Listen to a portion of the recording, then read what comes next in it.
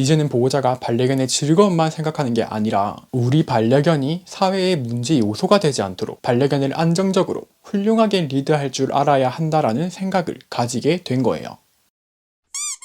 누구는 마킹을 시켜주는 게 좋다라고 이야기하고, 누구는 마킹을 적게 시켜주거나 아예 마킹을 시키지 말라고 이야기하죠. 보호자님들의 입장에서 참 헷갈릴 수 있는 다양한 정보들이 각종 동영상을 통해서 많이 공유되고 있다 보니 보호자님들이 어떤 정보를 걸러야 하는지에 큰 어려움을 느끼고 있으실 것 같아요. 그런데 사실 이 마킹에 대해서 마킹을 많이 시켜주는 게 좋다, 또는 마킹을 적게 시키는 게 좋다, 이런 다양한 정보들이 공유되고 있는 게 저는 꽤 긍정적인 현상이라고 생각하고 있어요. 왜 그런지에 대해서는 나중에 한번 이야기를 해보도록 하고, 우선은 마킹을 많이 하고 적게 하고가 어떤 작용을 하는지부터 이야기를 해보도록 합시다. 마킹을 많이 시켜주자라고 하는 건 산책 중에 노즈워크와 마킹을 활발하게 시켜줘서 반려견이 스트레스 해소 효과를 얻게 하기 위함이죠. 개는 사회적 동물이기 때문에 개에게 이 노즈워크와 마킹, 그러니까 냄새를 맡고 배변을 통해 자신의 흔적을 남기는 이 활동이 상당히 의미 있는 활동이에요. 상황에 따라서는 그 의미가 조금 많이 변질될 수 있기는 하지만 어찌됐든 마킹을 통해서 스트레스를 해소하고 이를 통해 산책의 즐거움이 향상되는 효과를 얻을 수 있는 것이 마킹을 많이 하는 산책의 장점이죠. 그런데 즐거움이 향상되다 보니 반려견은 자연스럽게 흥분도가 높아지게 되고 반려견과 보호자가 산책 중에 소통하는 것을 방해받을 수도 있게 돼요. 그러니까 냄새 맡는 것과 마킹에 너무 집중하는 반려견의 경우, 나 지금 냄새 맡고 있으니까 나 부르지 마, 고개 들어서 너랑 눈 마주칠 시간에 코를 5번 더 킁킁대고 말지 라는 식의 생각을 가지게 될 수 있다는 거예요. 즉 쉽게 말해서 마킹을 많이 시켜주는 관리가 스트레스 해소 효과는 확실히 보일 수 있지만 그로 인해 반려견이 보호자의 통제를 따르도록 하는 것에는 오히려 방해작용을 할 수도 있습니다. 그럼 반대로 마킹을 적게 시켜준다면 노즈워크와 마킹을 통해서 얻는 스트레스 해소 효과는 비교적 적게 없겠지만 반려견은 차분함을 유지할 가능성이 아주 높아지니 보호자에게 집중하고 보호자의 통제를 따르며 함께 걷는 것이 좀 더 수월하게 가능해지겠죠. 여러분들은 어떤 산책을 하고 싶으신가요? 반려견이 즐거운 산책을 하길 바라시는 분들도 계실 거고, 반려견의 즐거움보다는 반려견이 나를 잘 따라주길 바라는 보호자님도 계시겠죠. 저는 노즈워크와 마킹을 어느 정도 제한하는 산책하기를 추천해드려요. 저는 두부를 산책할 때 한 달에 하루 이틀 정도, 주변에 아무도 없을 때, 공원이 좀 조용할 때 줄을 길게 해서 두부가 마음껏 냄새를 맡고 마음껏 마킹하도록 해줘요. 그런데 여기서 중요한 건 보호자인 제가 원할 때 두부를 언제든 제 옆에서 걷게 할 수 있고, 두부가 그걸 잘 받아들이는 상태에서 이렇게 산책하는 시간을 가지고 있어요. 산책할 때 다른 개를 보고 다른 대상을 보고 전혀 긴장하지 않고 전혀 흥분하지 않고 편안한 상태에서 산책한다면 굳이 노즈워크와 마킹을 제한하는 산책을 할 필요 없다고 생각해요. 하지만 반려견을 내가 원할 때 내 옆에서 줄을 전혀 당기지 않고 걷게 만들 수 없다면 이렇게 자유롭게 산책해주는 것이 문제행동의 원인이 될 가능성이 아주 높아지죠. 그래서 저는 노즈워크와 마킹을 어느 정도 제한하는 제한 산책을 나와 우리 반려견의 기본적인 산책 형태로 채택해서 산책을 진행해 보시기를 권장해 드립니다. 이 제한 산책은 이미 예전에 올해 7월쯤에 영상으로 제작해서 올려뒀으니까 참고해서 따라해 보시면 큰 도움이 되실 겁니다. 만약 반려견이 다른 개나 사람을 보고 짖거나 달려들려 하는 등의 과격한 몸짓을 보인다면 그 반려견은 그 행동에 대한 어떠한 교육을 하기 이전에 철저한 제한 산책부터 해주셔야 합니다. 그 이유는 두 가지가 있어요. 첫 번째, 산책 중 만나는 대상들에 대해 경계심을 가지고 대립심을 가지고 있는 반려견의 경우 다른 개의 냄새를 받아들이는 이 노즈워크라는 활동이 여기에는 어떤 친구들이 흔적을 남겼지? 라는 즐거운 활동이 아니라 이 구역에는 경쟁자가 얼마나 있지? 어떤 경쟁자들이 있고 내가 어떤 대상들을 경계해야 하지? 이렇게 경쟁자를 파악하려 하는 행동으로 변질되어 버려요. 경계심을 가지고 있는 반려견이 이렇게 경쟁자를 파악하는 노즈워크 활동을 한다면 이 노즈워크 활동은 그 경계심을 높이기만 할 뿐 경계심을 해소하는 효과는 전혀 볼 수 없죠. 두 번째, 반려견의 경계하는 행동을 보호자의 리드 능력으로 케어해 주어야 해요. 반려견이 다른 개를, 다른 사람을, 유모차를, 자전거를, 오토바이를 보고 달려들려고 한다? 이건 지금까지 보호자가 반려견에게 네가 하고 싶은 거 다 해도 돼 라는 걸 알려줬기 때문이에요. 반려견을 생각했던 자유로운 산책을 통해서요. 만약 애초부터 보호자가 반려견에게 산책을 할 때는 나를 따라야 해,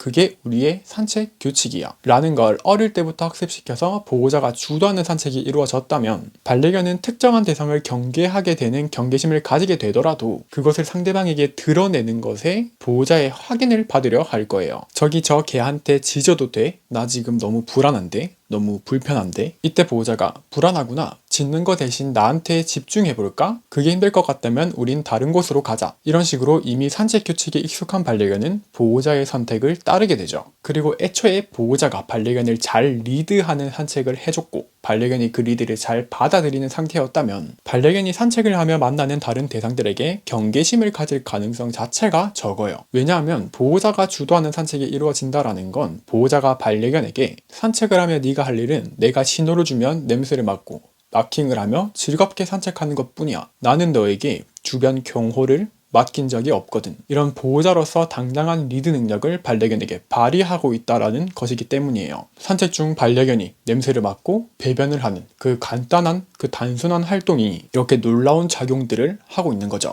자, 이제는 이에 대해서 조금 다른 이야기를 해보려고 해요. 예전에는 반려견을 그냥 산책시키며 냄새를 맡게 해주고 배변을 하게 해주는 게 마냥 좋다고 알려져 있었는데 왜 어느 순간 마킹 횟수를 줄이거나 아예 배변을 한두 번만 시키고 마킹을 시키지 마라 라는 이야기가 들려오는 걸까요? 저는 이게 좋든 싫든 우리 반려견 문화가 성장하는 과정이라고 생각하고 있어요. 우리는 불과 10년, 15년 전만 해도 지금은 아주 당연한 1일 1산책 같은 관리가 전혀 이루어지지 않았고 산책을 일주일에 한 번, 한 달에 한 번 정도 나갔고 산책 말고도 각종 관리들이 미흡하게 이루어졌죠. 그러다 반려견은 이렇게 키우는 것이 좋습니다 라는 정보가 반려견 관련 TV 프로그램 그리고 유명한 훈련사님들의 이야기 덕분에 많이 퍼지게 되면서 점차 반려견에게 산책은 매우 중요한 활동이다 라는 게 알려지게 되었죠. 이 과정에서 반려견이 산책을 할 때 냄새를 맡고 마킹을 하고 배변을 하는 것은 아주 자연스러운 현상이다 라는 정보에다가 혼자 하루 종일 집에 있는 우리 반려견이 산책 시간만큼은 즐겁게 보내길 바라는 마음이 합쳐져서 산책할 때는 반려견이 하고 싶은 걸 마음껏 하게 해주는 분위기가 형성되었었어요. 반려견을 키우고 계신 보호자님들이라면 이 마음이 어떤 마음인지 분명히 공감하실 수 있을 겁니다. 근데 그렇게 한동안 몇 년 동안 반려견 산책이라는 필수 과목을 열정적으로 실천하고 있는 우리 보호자님들은 예상치 못한 문제에 직면하게 됩니다. 산책 중 반려견이 다른 개를 보면 너무 짖어요. 반려견이 흥분을 너무 강하게 해요. 제 말을 듣지 않고 저를 너무 무시해요. 제 말을 따르려 하지 않고 자기가 하고 싶은 대로만 하려고 해요. 그리고 동시에 각종 사건 사고들이 일어나죠. 우리 반려견이 다른 개를 다른 사람을 다치게 했어요. 다른 대상에게 갑자기 달려들려고 했어요. 지나가는 개가 저를 물었어요. 저희 가족을 물었어요. 저희 아이를, 저희 반려견을 물었어요. 인명피해와 다른 개들에게 상해를 입혔다고 하는 사건 사고들이 그리 길지 않은 기간 동안에 엄청나게 많이 일어났어요. 개물림 사고가 2011년에는 한 해 245건이 발생했다고 합니다. 그런데 최근 3년 동안에 일어난 개물림 사고는 약 6,600건, 한 해에 2,200건 정도의 개물림 사고가 일어났다는 거죠. 아마 앞으로 더 늘어나겠죠. 요즘 특히 반려견을 입양하는 가정이 부쩍 늘어났으니까요. 아무튼 이에 따라서 전문가분들도 더 다양한 목소리를 내게 되었고 보호자님들의 반려에 임하는 태도에도 많은 변화가 나타나게 됐죠. 얼마 전까지만 해도 반려견이 스트레스 받지 않게 반려견을 행복하게 키우는 것이 반려인들의 반려 모토였다면 이제는 반려견의 행복만이 중요한 게 아니라 반려견이 이 사회를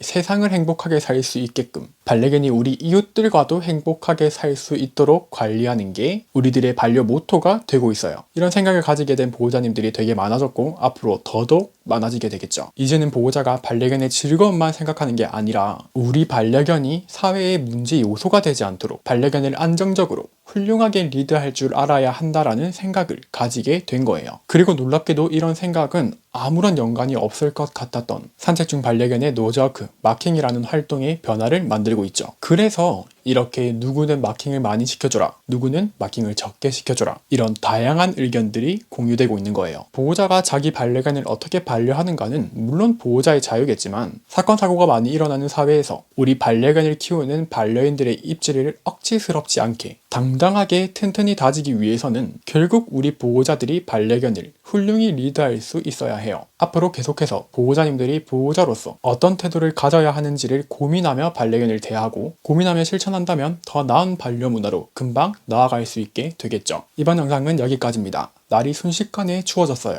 때마침 겨울용 옷도 선물 받아서 이렇게 옷도 바꿔 입었죠. 여러분들도 추위에 대비해서 옷 따뜻하게 입으시고 몸 상하지 않도록 건강 관리에 유의하시길 바랍니다. 반려견들도 잘 챙겨주시고요. 그럼 다음에 더 유익한 영상으로 돌아오겠습니다.